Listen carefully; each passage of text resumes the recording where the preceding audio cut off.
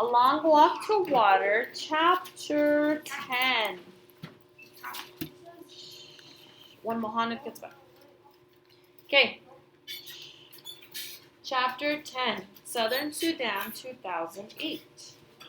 The men finished their meeting. They all stood and walked past Naya's house. Naya joins the crowd of children following them. A few minutes' walk beyond her house, there was a tree. The men stopped at the tree, and the strangers talked to Naya's uncle some more. There was another tree some 50 paces past the first one. With Naya's uncle beside him, one of the men stopped at the halfway point. For what?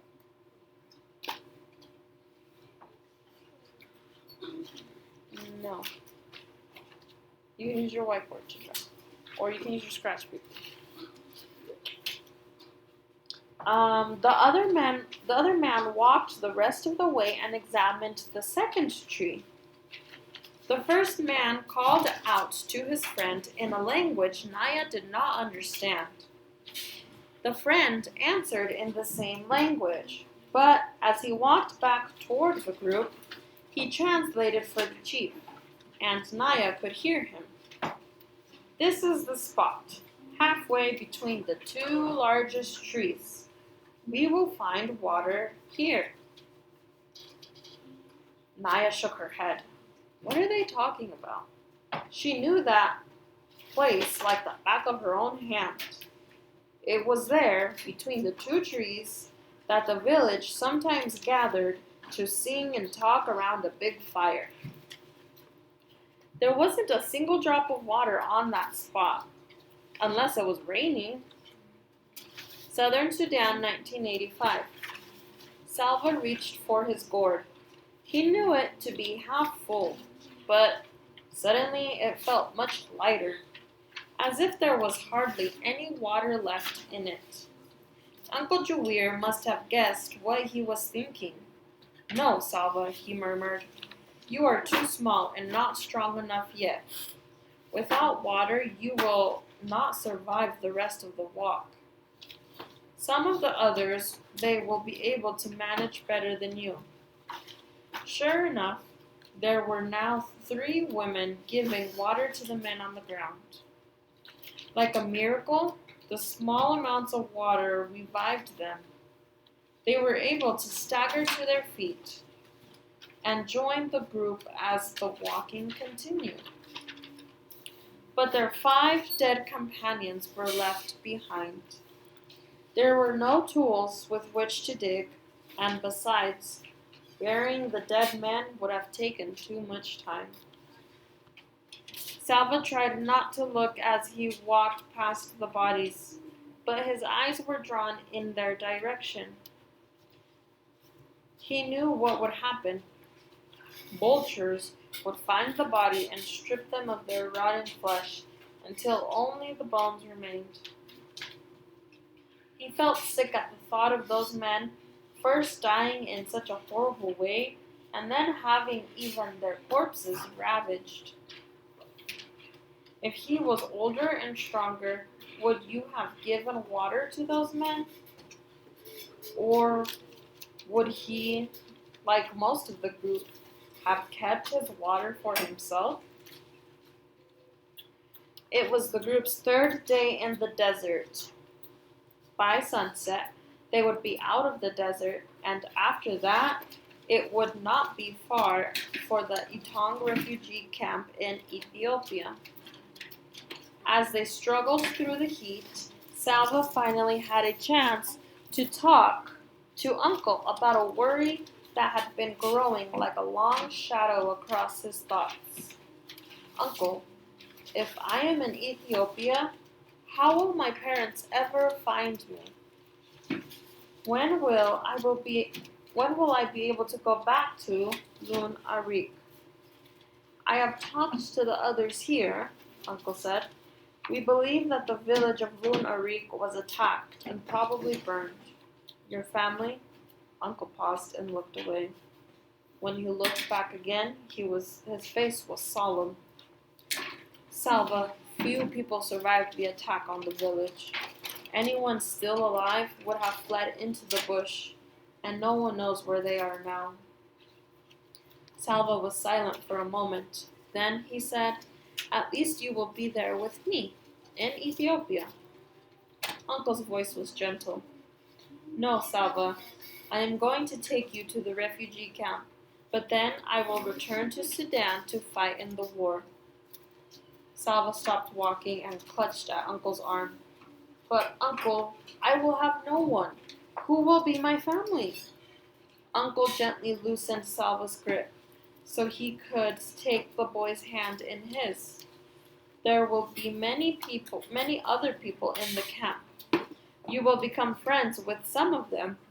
You will make a kind of family there. They, too, will need people they can depend on." Salva shook his head, unable to imagine what life would be like in the camp without Uncle. He squeezed Uncle's hand tightly. Uncle stood quietly and said nothing more.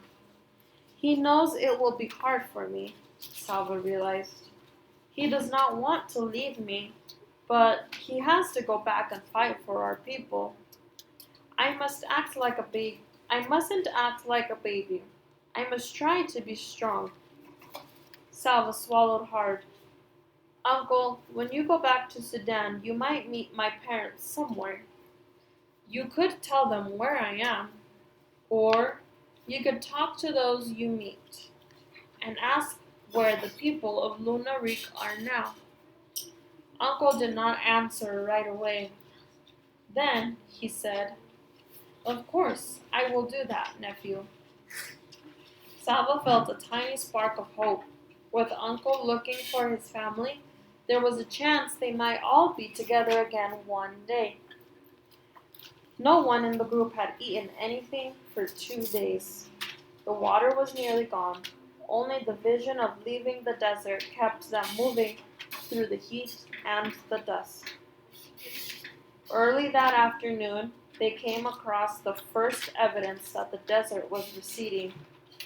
A few stunted trees near a shallow pool of muddy water. The water was unfit to drink, but a dead stork lay by the pond's edge. Immediately, the group began to make preparations to cook and eat the bird. Salva helped gather twigs for the fire. As the bird roasted, Salva could hardly keep his eyes off it. There would only be enough for a bite or two for each person, but he could hardly wait. Then he heard loud voices. Along with the rest of the group, he turned and saw 6 men toward them. As the men approached, he could see that they were armed with guns and machetes. The men began shouting, "Sit down! Hands on your heads! All of you, now!" Everyone in the group sat down at once. Salva was afraid of the weapons, and he could see that the others were too. One of the men walked among the group and stopped in front of Uncle. Salva could tell by the ritual scarring on the man's face that he was from the Noor tribe. "Are you with the rebels?" the man asked. "No," Uncle answered. Where have you come from? Where are you going?" "We come from the west of the Nile," Uncle said. "We are going to Etang, to the refugee camp." The man told Uncle to get up and leave his gun where it was. 2 of the other men took Uncle to a tree several yards away and tied him to it. Then the men moved along among the group. If anyone was carrying a bag, the men opened it and took whatever was in it. They ordered some people to remove their clothing and took that too. Salva was trembling.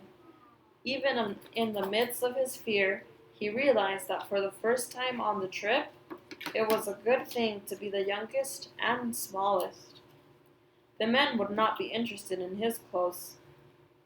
When the men had finished their looting, they picked up Uncle's gun. Then they walked to the tree where Uncle was tied up. "Maybe they will leave us alone now that they have robbed us," Salva thought. He heard them laughing. As Salva watched, one of the men aimed his gun at Uncle. 3 shots rang out. Then the men ran away. Chapter 11.